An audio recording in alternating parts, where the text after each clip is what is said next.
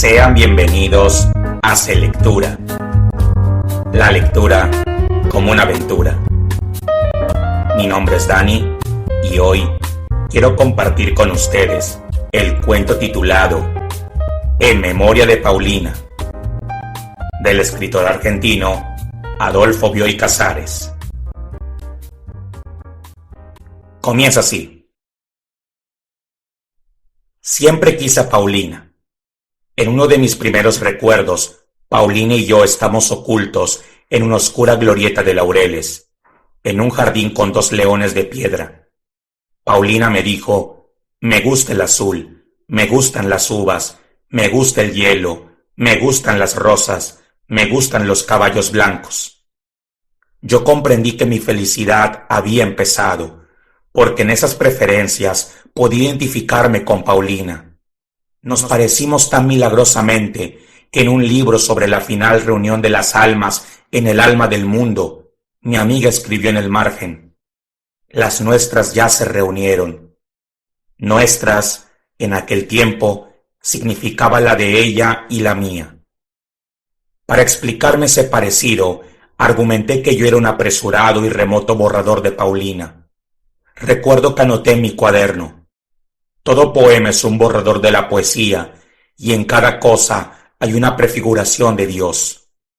Pensé también: en lo que me parezca Paulina, estoy a salvo. Veía, y aún hoy veo, la identificación con Paulina como la mejor posibilidad de mi ser, como el refugio en donde me libraría de mis defectos naturales, de la torpeza, de la negligencia, de la vanidad. La vida fue una dulce costumbre que nos llevó a esperar, como algo natural y cierto, nuestro futuro matrimonio. Los padres de Paulina, insensibles al prestigio literario prematuramente alcanzado y perdido por mí, prometieron dar el consentimiento cuando me doctorara. Muchas veces nosotros imaginábamos un ordenado porvenir, con tiempo suficiente para trabajar, para viajar y para querernos. Lo imaginábamos con tanta vividez que nos persuadíamos de que ya vivíamos juntos. Hablar de nuestro casamiento no nos inducía a tratarnos como novios. Toda la infancia la pasamos juntos y seguía habiendo entre nosotros una pudorosa amistad de niños. No me atreví a encarnar el papel de enamorado y a decirle en tono solemne: te quiero. Sin embargo, ¿cómo la quería? Con qué amor atónito y escrupuloso yo miraba su resplandeciente perfección. A Paulina le agradaba que yo recibiera amigos. Preparaba todo, atendía a los invitados y secretamente jugaba a ser dueña de casa. Confieso que esas reuniones no me alegraban. La que ofrecimos para que Julio Montero conociera escritores no fue una excepción. La víspera, Montero me había visitado por primera vez. Esgrimía en la ocasión un copioso manuscrito y el despótico derecho que la obra inédita confiere sobre el tiempo del prójimo. Un rato después de la visita, yo había olvidado esa cara hirsuta y casi negra. En lo que se refiere al cuento que me leyó, Montero me había encarecido que le dijera con toda sinceridad si el impacto de su amargura resultaba demasiado fuerte. ¿Acaso fuera notable porque revelaba un vago propósito de imitar escritores positivamente diversos? La idea central procedía del probable sofisma: si una determinada melodía surge de una relación entre el violín y los movimientos del violinista, de una determinada relación entre movimiento y materia surgía el alma de cada persona. El héroe del cuento fabricaba una máquina para producir almas, una suerte de bastidor con maderas y violines. Después el héroe moría. Velaban y enterraban el cadáver, pero él estaba secretamente vivo en el bastidor. Hacia el último párrafo, el bastidor aparecía, junto a un estetoscopio y un trípode con una piedra de galena, en el cuarto donde había muerto una señorita. Cuando logré apartarlo de los problemas de su argumento, Montero manifestó una extraña ambición por conocer escritores. «Vuelva mañana por la tarde», le dije. «Le presentaré a algunos». Se describió a sí mismo como un salvaje y aceptó la invitación. Quizá movido por el agrado de verlo partir, bajé con él hasta la puerta de calle. Cuando salimos del ascensor, Montero descubrió el jardín que hay en el patio. A veces, en la tenue luz de la tarde, viéndolo a través del portón de vidrio que lo separa del hall, ese diminuto jardín sugiere la misteriosa imagen de un bosque en el fondo de un lago. De noche, proyectores de luz lila y de luz anaranjada lo convierten en un horrible paraíso de caramelo. Montero lo vio de noche. Le seré franco, me dijo, resignándose a quitar los ojos del jardín. De cuanto he visto en la casa, esto es lo más interesante. Al otro día Paulina llegó temprano. A las 5 de la tarde ya tenía todo listo para el recibo. Le mostré una estatuita china, de piedra verde, que yo había comprado esa mañana en un anticuario. Era un caballo salvaje, con las manos en el aire y la crin levantada. El vendedor me aseguró que simbolizaba la pasión. Paulina puso el caballito en un estante de la biblioteca y exclamó: «Es hermoso como la primera pasión de una vida». Cuando le dije que se lo regalaba, impulsivamente me echó los brazos al cuello y me besó. Tomamos el té en el antecomedor. Le conté que me habían ofrecido una beca para estudiar 2 años en Londres. De pronto creímos en un inmediato casamiento. En el viaje, en nuestra vida en Inglaterra, nos parecía tan inmediata como el casamiento.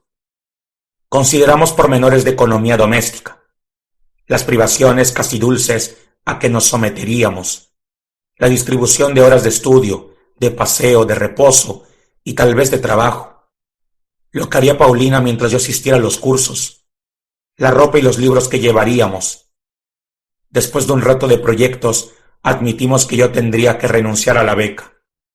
Faltaba una semana para mis exámenes, pero ya era evidente que los padres de Paulina querían postergar nuestro casamiento. Empezaron a llegar los invitados.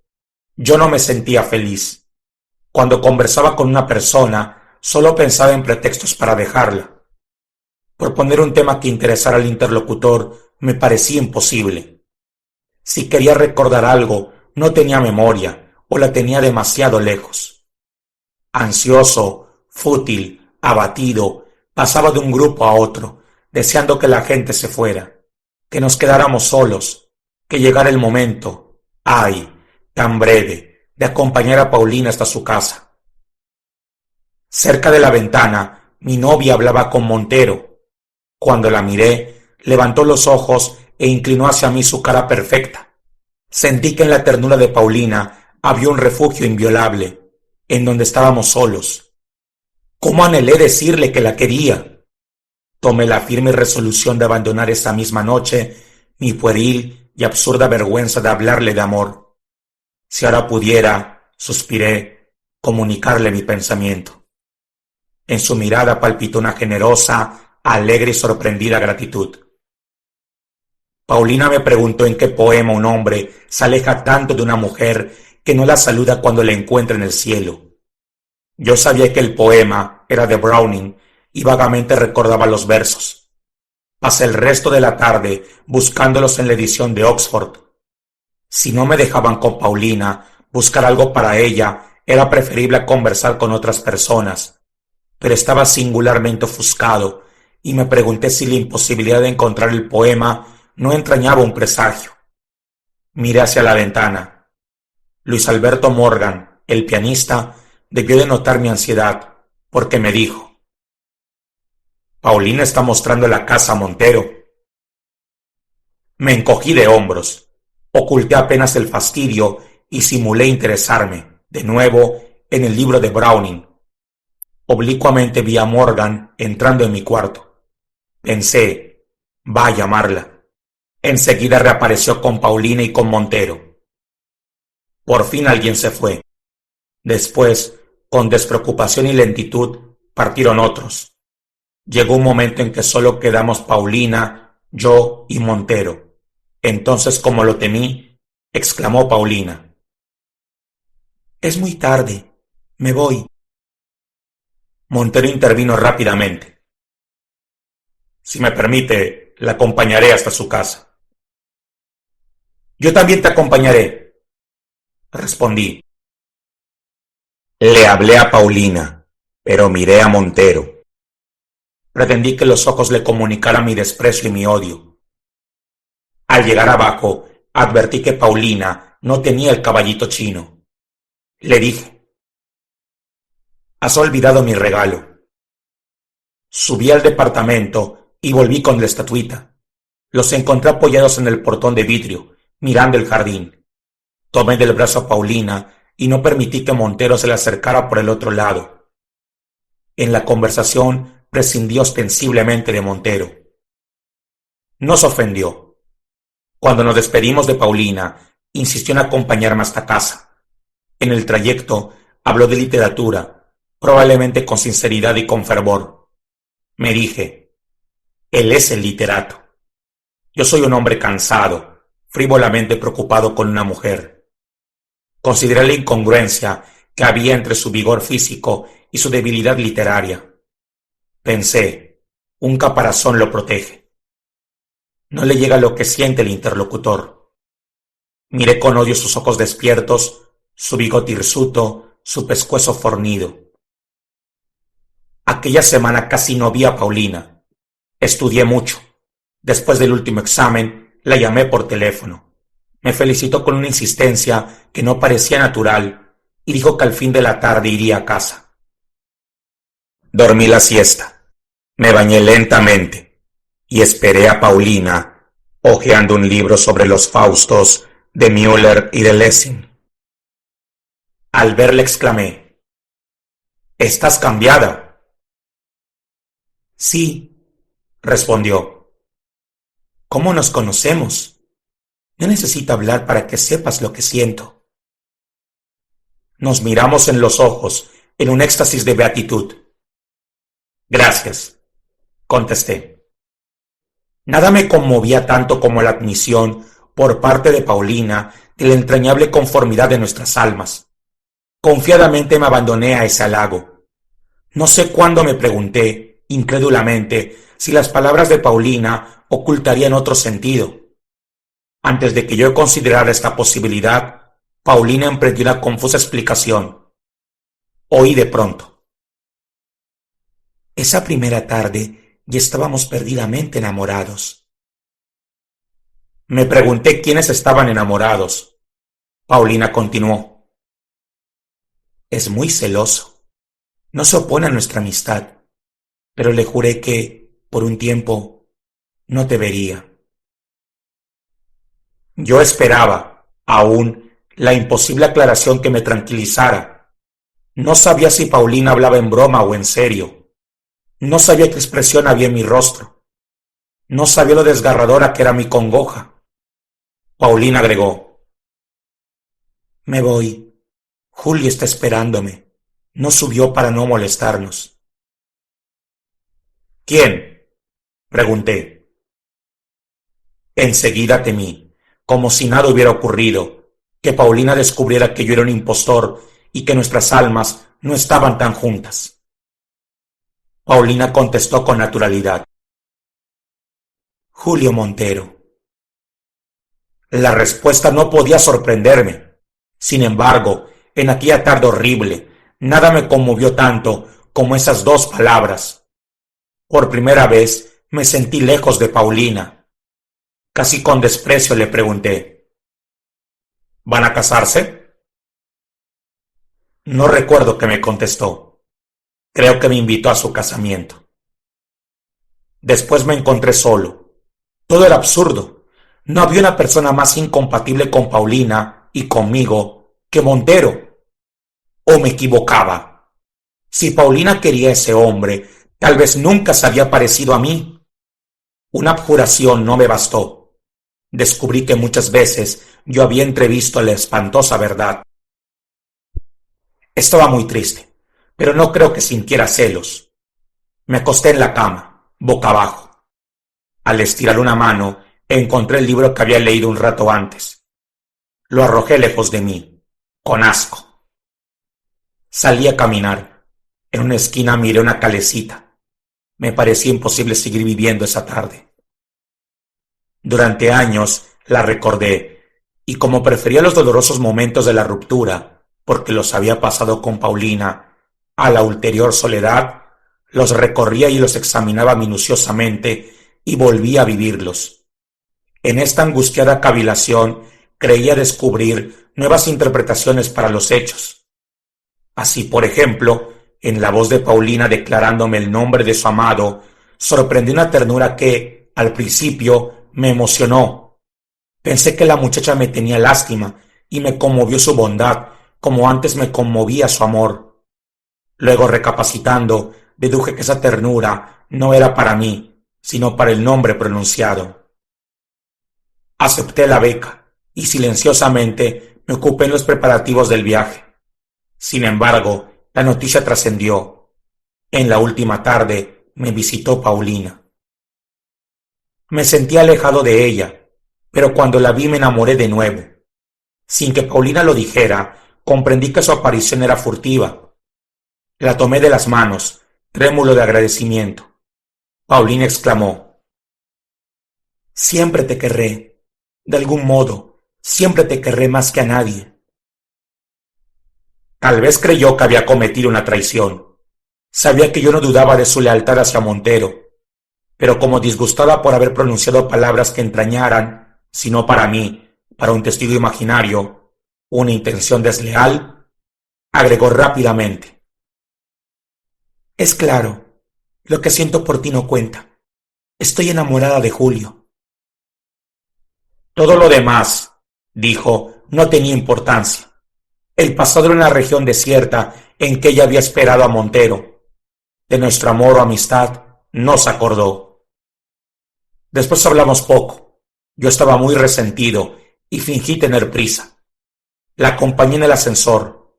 Al abrir la puerta retumbó inmediata la lluvia. «Buscaré un taxímetro», dije. Con una súbita emoción en la voz, Paulina me gritó: «Adiós, querido». Cruzó, corriendo la calle, y desapareció a lo lejos. Me volví tristemente. Al levantar los ojos, vi a un hombre agazapado en el jardín. El hombre se incorporó y apoyó las manos y la cara contra el portón de vidrio. Era Montero. Rayos de luz lila y de luz anaranjada se cruzaban sobre un fondo verde, con boscajes oscuros. La cara de Montero, apretada contra el vidrio mojado, parecía blanquecina y deforme. Pensé en acuarios, en peces en acuarios. Luego, con frívola amargura, me dije que la cara de Montero sugería otros monstruos. Los peces deformados por la presión del agua, que habitan el fondo del mar. Al otro día, a la mañana, me embarqué. Durante el viaje, casi no salí del camarote. Escribí y estudié mucho. Quería olvidar a Paulina. En mis 2 años de Inglaterra, evité cuanto pudiera recordármela.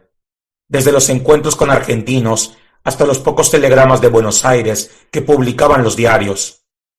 Es verdad que se me aparecía en el sueño, con una avidez tan persuasiva y tan real, que me pregunté si mi alma no contrarrestaba de noche las privaciones que yo le imponía en la vigilia. Eludí obstinadamente su recuerdo. Hacia el fin del primer año logré excluirla de mis noches y casi olvidarla.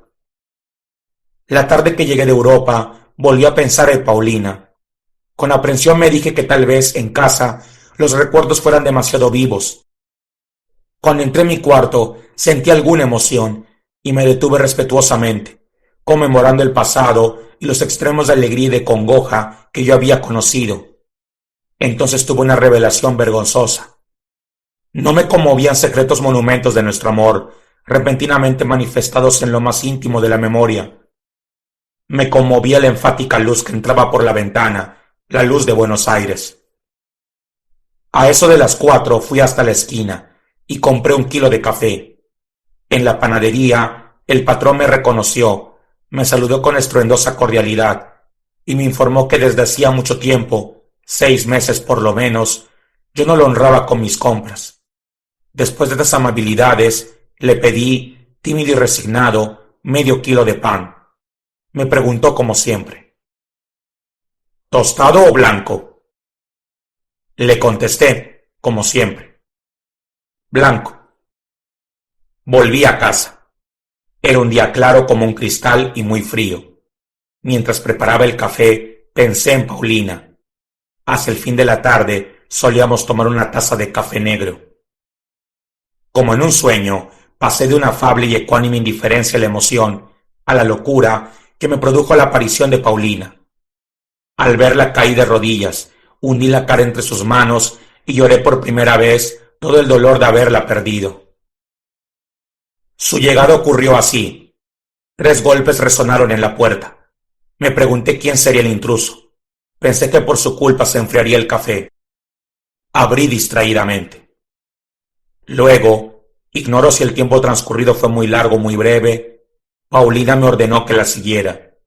Comprendí que ella estaba corrigiendo, con la persuasión de los hechos, los antiguos errores de nuestra conducta. Me parece, pero además de recaer en los mismos errores, soy infiel esa tarde, que los corrigió con excesiva determinación. Cuando me pidió que la tomara de la mano, me dijo, ahora. Me abandoné a la dicha.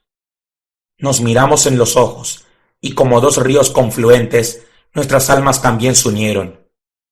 Afuera sobre el techo, contra las paredes, llovía. Interpreté esa lluvia, que era el mundo entero surgiendo nuevamente, como una pánica expansión de nuestro amor.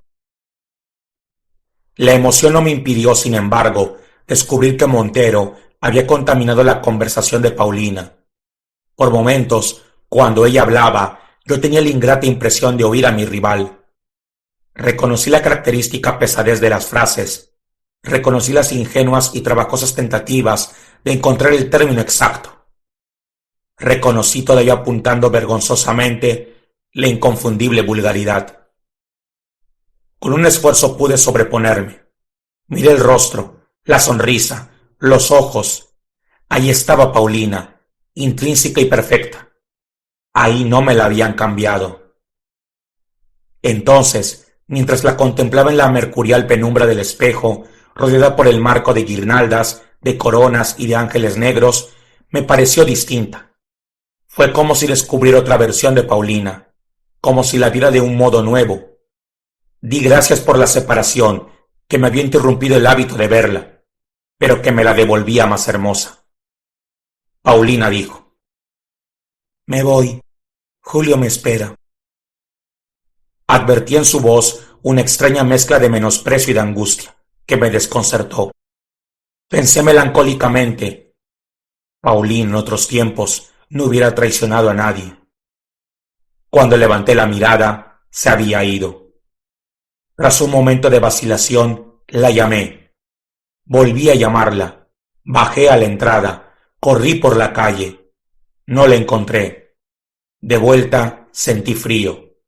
Me dije, ha refrescado. Fue un simple chaparrón. La calle estaba seca. Cuando llegué a casa, vi que eran las 9. No tenía ganas de salir a comer. La posibilidad de encontrarme con algún conocido me acobardaba. Preparé un poco de café. Tomé 2 o 3 tazas y mordí la punta de un pan. No sabía siquiera cuándo volveríamos a vernos. Quería hablar con Paulina. Quería pedirle que me aclarara. De pronto mi ingratitud me asustó. El destino me deparaba toda la dicha y yo no estaba contento. Esa tarde era la culminación de nuestras vidas. Paulina lo había comprendido así. Yo mismo lo había comprendido. Por eso casi no hablamos. Hablar, hacer preguntas hubiera sido, en cierto modo, diferenciarnos. Me parecía imposible tener que esperar hasta el día siguiente para ver a Paulina. Con premioso alivio, determiné que iría esa misma noche a casa de Montero. Desistí muy pronto. Sin hablar antes con Paulina, no podía visitarlos. Resolví buscar un amigo. Luis Alberto Morgan me pareció el más indicado, y pedirle que me contara cuanto supiera de la vida de Paulina durante mi ausencia. Luego pensé que lo mejor era acostarme y dormir. Descansado, vería todo con más comprensión. Por otra parte, no estaba dispuesto a que me hablaran frívolamente de Paulina. Al entrar en la cama, tuve la impresión de entrar en un cepo. Recordé tal vez noches de insomnio en que uno se queda en la cama para no reconocer que está desvelado. Apagué la luz. No cavilaría más sobre la conducta de Paulina. Sabía demasiado poco para comprender la situación. Ya que no podía hacer un vacío en la mente y dejar de pensar, me refugiaría en el recuerdo de esa tarde. Seguiría queriendo el rostro de Paulina, aun si encontraba en sus actos algo extraño y hostil que me alejaba de ella. El rostro era el de siempre, el puro y maravilloso que me había querido antes de la abominable aparición de Montero.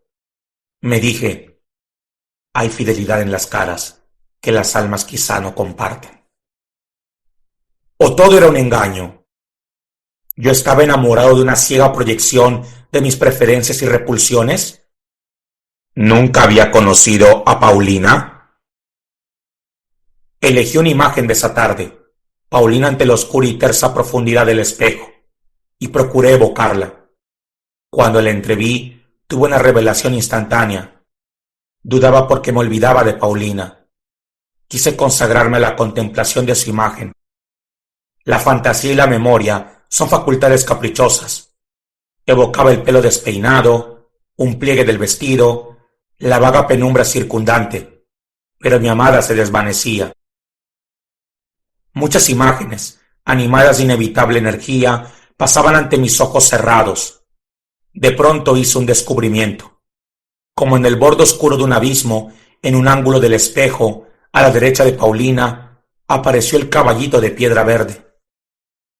La visión, cuando se produjo, no me extrañó. Solo después de unos minutos recordé que la estatuita no estaba en casa. Yo se la había regalado a Paulina hacía 2 años. Me dije que se trataba de una superposición de recuerdos anacrónicos. El más antiguo, del caballito. El más reciente, de Paulina. La cuestión quedaba dilucidada. Yo estaba tranquilo y debía dormirme. Formulé entonces una reflexión vergonzosa que a la luz de lo que averiguaría después, patética. Si no me duermo pronto, pensé, mañana estaré demacrado y no le gustaré a Paulina. Al rato advertí que mi recuerdo de la estatuita en el espejo del dormitorio no era justificable. Nunca la puse en el dormitorio. En casa la vi únicamente en el otro cuarto, en el estante o en manos de Paulina o en las mías. Aterrado, quise mirar de nuevo esos recuerdos. El espejo reapareció, rodeado de ángeles y de guirnaldas de madera, con Paulina en el centro y el caballito a la derecha. Yo no estaba seguro de que reflejaba la habitación. Tal vez la reflejaba, pero de un modo vago y sumario. En cambio, el caballito se encabritaba nítidamente en el estante de la biblioteca. La biblioteca abarcaba todo el fondo, y en la oscuridad lateral rondaba un nuevo personaje, que no reconocí en el primer momento. Luego, con escaso interés, noté que ese personaje era yo. Vi el rostro de Paulina, lo vi entero, no por partes, como proyectado hasta mí por la extrema intensidad de su hermosura y de su tristeza.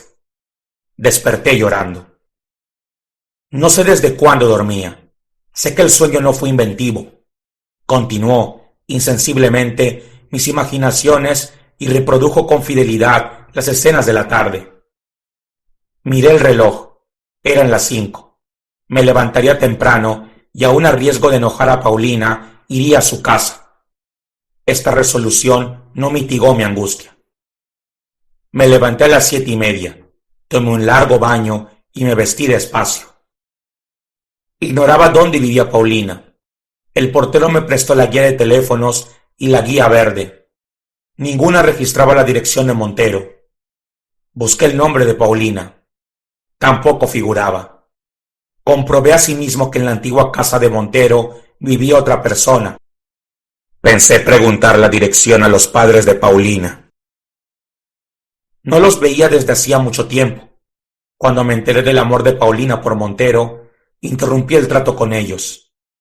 Ahora, para disculparme, tendría que historiar mis penas. Me faltó el ánimo. decidí hablar con Luis Alberto Morgan. Antes de las 11 no podía presentarme en su casa. Vagué por las calles, sin ver nada, o atendiendo con momentánea aplicación a la forma de una moldura en una pared o al sentido de una palabra oída al azar. Recuerdo que en la Plaza Independencia una mujer, con los zapatos en una mano y un libro en la otra, se paseaba descalza por el pasto húmedo. Morgan me recibió en la cama, abocado a un enorme tazón que sostenía con ambas manos. Entreví un líquido blancuzco y flotando algún pedazo de pan. ¿Dónde vive Montero?, le pregunté. Ya había tomado toda la leche. Ahora sacaba del fondo de la taza los pedazos de pan.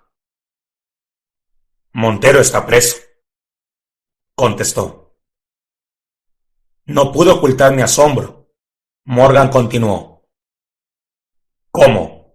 ¿Lo ignoras? Imaginó sin duda que yo ignoraba solamente ese detalle, pero por gusto de hablar, refirió todo lo ocurrido. Creí perder el conocimiento, caer en un repentino precipicio. Ahí también llegaba la voz ceremoniosa, implacable y nítida, que relataba hechos incomprensibles, con la monstruosa y persuasiva convicción de que eran familiares. Morgan me comunicó lo siguiente. Sospechando que Paulina me visitaría, Montero se ocultó en el jardín de casa. La vio salir, la siguió, la interpeló en la calle. Cuando se juntaron curiosos, la subió en automóvil de alquiler. Anduvieron toda la noche por la costanera y por los lagos, y a la madrugada, en un hotel del Tigre, la mató de un balazo. Esto no había ocurrido la noche anterior a esa mañana. Había ocurrido la noche anterior a mi viaje a Europa. Había ocurrido hacía 2 años. En los momentos más terribles de la vida, solemos caer en una suerte de irresponsabilidad protectora, y en vez de pensar en lo que nos ocurre, dirigimos la atención a trivialidades. En ese momento yo le pregunté a Morgan. ¿Te acuerdas de la última reunión, en casa, antes de mi viaje? Morgan se acordaba. Continué. Cuando notaste que yo estaba preocupado y fuiste a mi dormitorio a buscar a Paulina, ¿qué hacía Montero? Nada, contestó Morgan con cierta vivacidad. Nada. Sin embargo, ahora lo recuerdo. Se miraba en el espejo. Volví a casa. Me crucé en la entrada con el portero. Afectando indiferencia, le pregunté. ¿Sabe que murió la señorita Paulina? ¿Cómo no voy a saberlo?, respondió. Todos los diarios hablaron del asesinato, y yo acabé declarando en la policía. El hombre me miró inquisitivamente. ¿Le ocurre algo?, dijo, acercándose mucho. ¿Quiere que lo acompañe? Le di las gracias y me escapé hacia arriba. Tengo un vago recuerdo de haber forcejeado con una llave, de haber recogido unas cartas del otro lado de la puerta, de estar con los ojos cerrados, tendido boca abajo, en la cama. Después me encontré frente al espejo, pensando. Lo cierto es que Paulina me visitó anoche.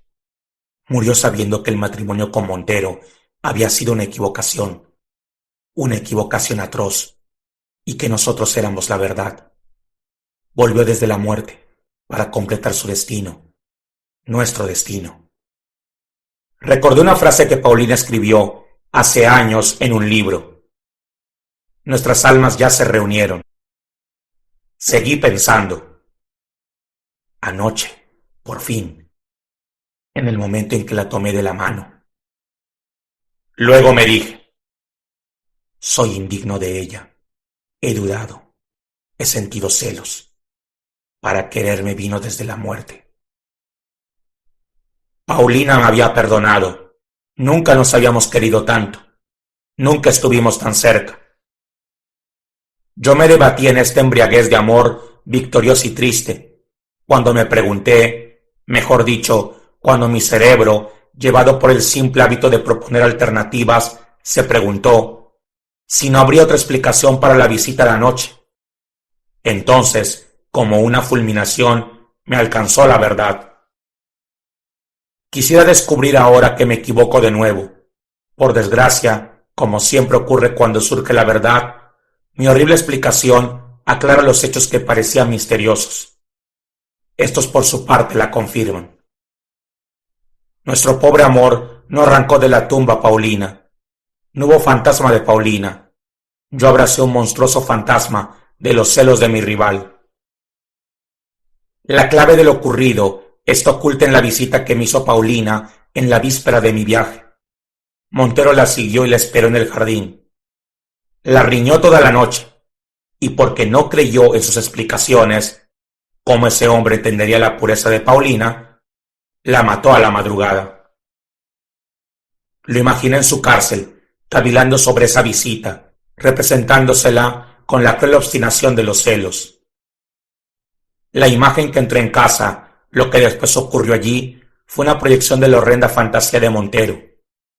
No lo descubrí entonces, porque estaba tan conmovido y tan feliz, que solo tenía voluntad para obedecer a Paulina. Sin embargo, los indicios no faltaron. Por ejemplo, la lluvia.